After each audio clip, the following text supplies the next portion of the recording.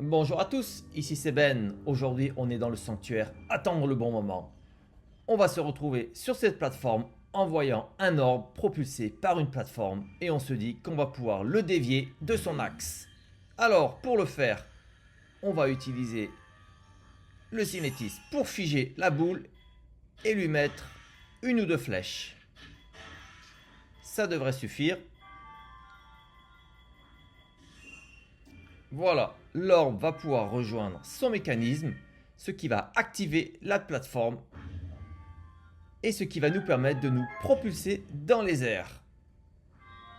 On utilise la paravoile pour aller chercher le premier coffre.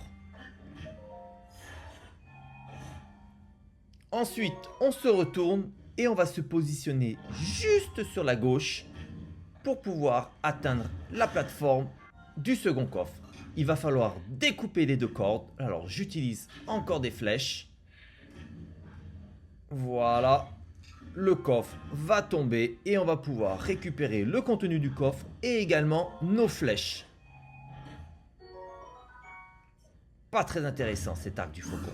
On revient sur la plateforme pour nous envoler et toucher le cristal qui ouvre la porte finale. Tout simplement, c'était pas bien compliqué. Merci à vous et à bientôt.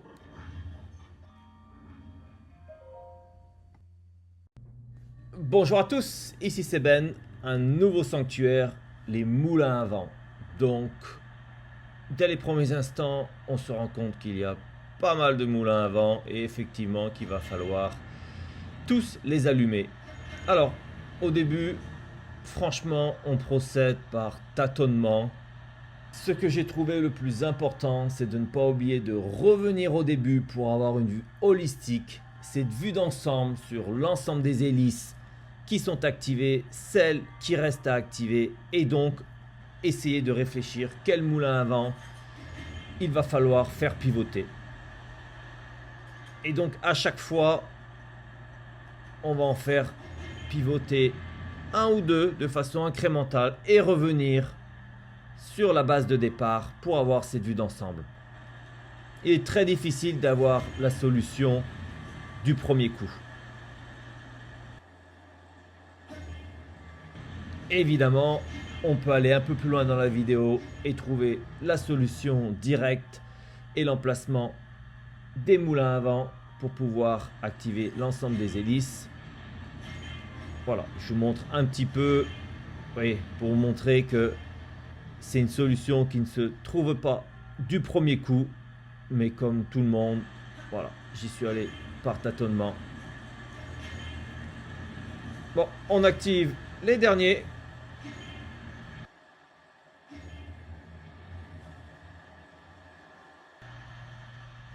Et on ouvre la porte.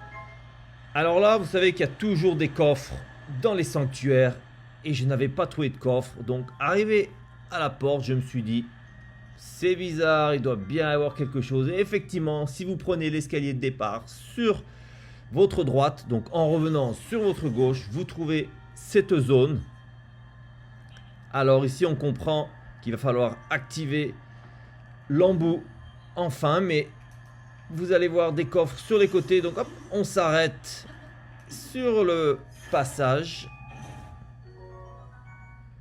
Bon, pas très intéressant les coffres. Mais si on a besoin de quelques armes et de matériaux, c'est toujours ça de prix. Sinon, on n'oublie pas qu'on peut mettre des balises pour revenir chercher des armes. Mais encore une fois, pas extrêmement important cette lance.